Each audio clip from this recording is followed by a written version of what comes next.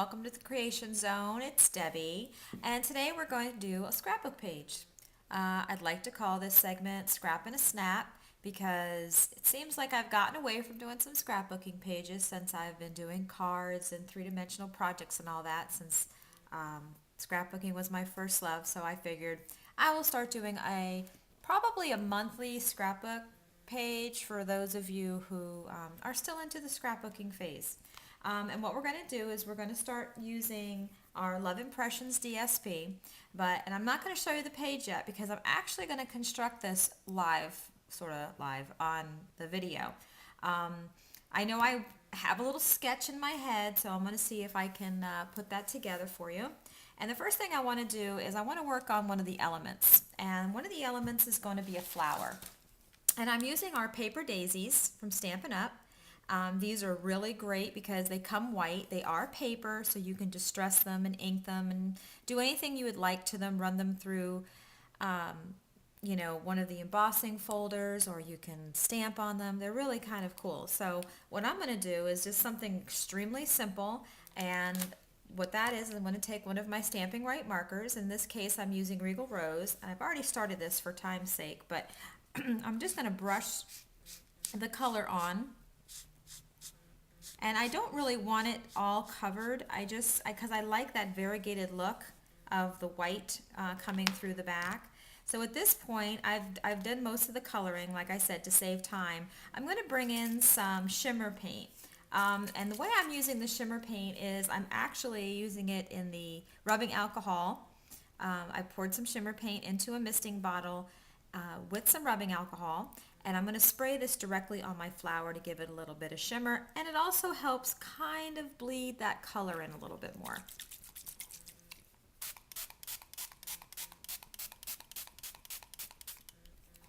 Okay, and to speed up the process of it drying, I'm going to use a heat tool. And I'm not worried about the middle there because I'm adding a button as an embellishment.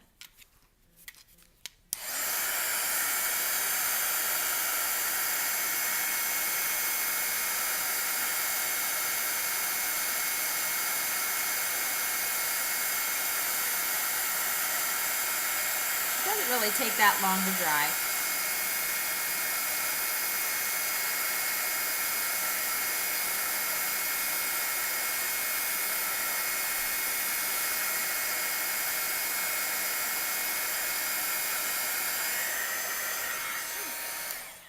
And it's dry. Now it's back to the paper again. And so what I'm going to do at this point is I'm going to add a button, and I usually would do this with a glue dot.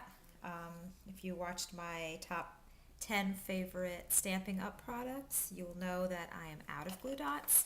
So for time's sake, I'm just going to add a little ATG in the center here. And then when my glue dots come in, I will reinforce that. And so this is just a button from our Brights buttons. And I add a little piece of linen thread.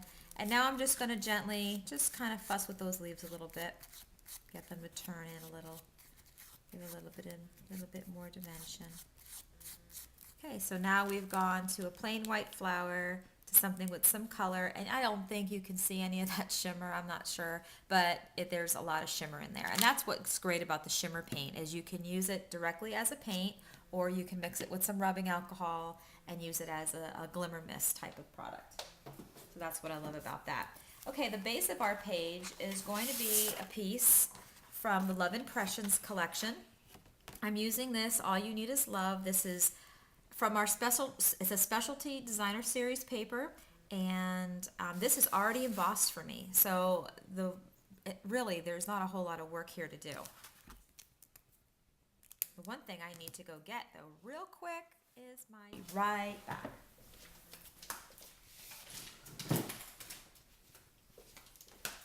Haha, I'm back.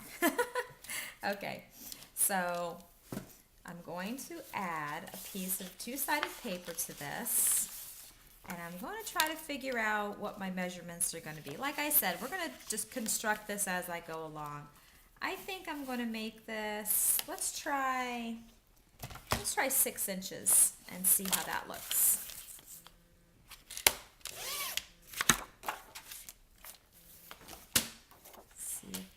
actually think that's perfect. All right, that looks good. All right, so the next thing I'm going to do is I want to make a border. I want to make a scalloped border for the top, and I think I'm going to tie that in with another scallop border. Should I do, well, let's go ahead and cut it and do it. And I like to just do it and stage it and see how it works out. So I've got some real red cardstock here.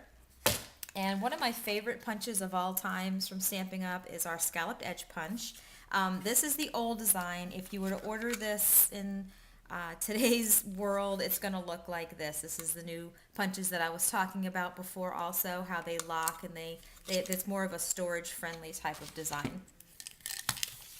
Now, I love these border punches. I know there's a lot of companies out there that have these on the market, but of course Stampin' Up! Is my favorite.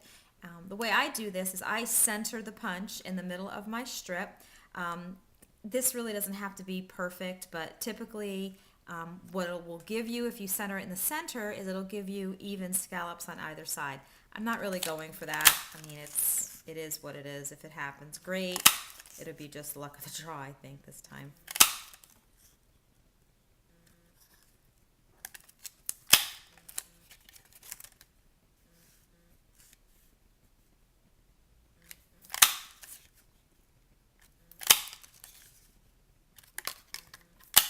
Okay, so roughly that was a 2-inch strip of paper that I just cut. And now it's going to, what I'd like to see is I'd like to see this tucked under here somehow. Okay, so that will be that.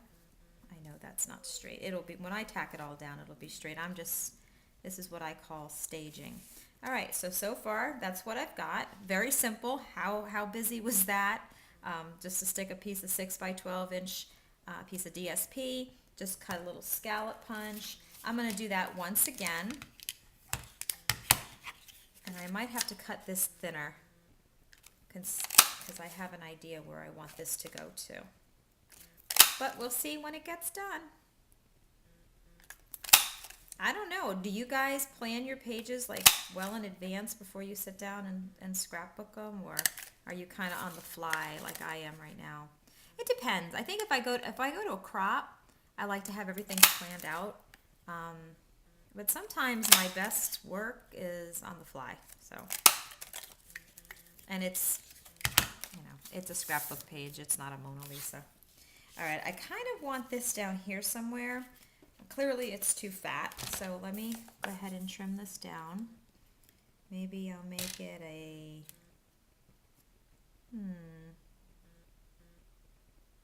I want it big enough for a piece of ribbon. Maybe make it 1 1/4. I'd like ribbon on it, but if it doesn't work out that way, that's okay too.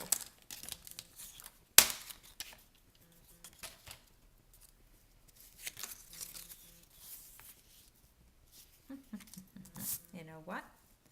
I think what I'm going to do is I'm going to do this. Okay, that's what we're going to do. All right, and then my flower embellishment is going to go up here like that. And then, let me see, I was going to use, since I was going to put this piece down there, I was going to use ribbon, but I don't like that now because it's too pink. So I might be able to sneak this in up here instead, which I think is exactly what I'm going to do. And I am a very thrifty ribbon user. I do like to use cheater methods on all this kinds of thing. So what I'm going to do right now is I think I'm going to start adhering this stuff down. I'm first going to start by adhering my scallops to my designer series paper. Just going to move this out of the way just for a second. All I need to do is that, and I'm using my ATG gun.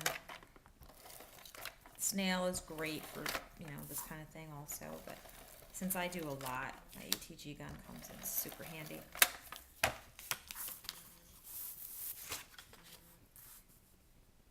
let me line this up on my grid. And it'll help me get a little bit better. Oops.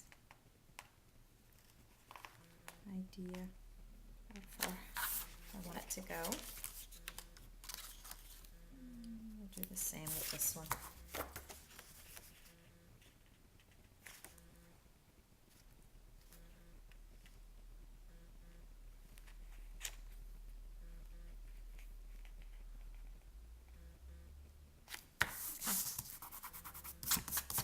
Alright, so that's element number 1. And again, normally I would have, I'm going to put 2 white photo mats here, but I don't really want to cut those out right now because I'm not sure. I say I'm going to do 2, but I might just find 1 focal picture to put on here. So I'm not going to cut the mats for this, but when I do that, I'm going to do them in just white. And let's go ahead and stick this on here real quick. I told you this was scrap and a snap. This is not rocket science. This is simply me coming up with a really quick idea on paper that's already embellished and embossed and already has a title on it, and that makes it super easy. Piece in the center. So we'll put this up here like so. I want a little of that pink. I want that pink to show through, so I'm gonna move it down a little bit. Alright, now all I need to do is add my little embellishment. Or should I put it down here? Should I put it over here? Should I leave it right here? Oh, you know what? I think I like it right there. What do you guys think? Alright, well I'm just going to add this with a little bit of, I need to put a glue dot on this. I'm going to go back and use a glue dot, but for the sake of the video, I'm just going to add this right here.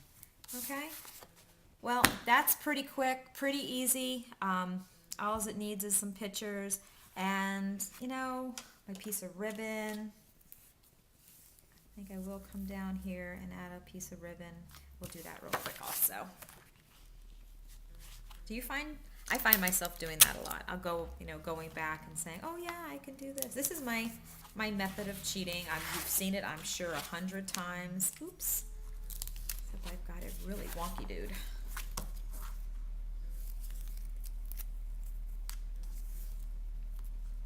I love this paper. This paper is so cute.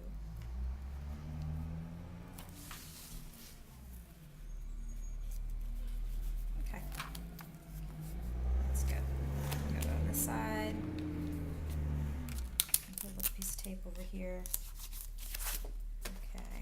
And now if I wanted to add a little bow or a little knot or something, I certainly could do that. I'm not. I kind of like that. I even may take this and move it up a little bit. Okay. Alright guys, so that's my quick scrap and a snap page for today. I'm going to reattach my flower, add a couple of pictures, and we'll be good to go. Thanks for joining me.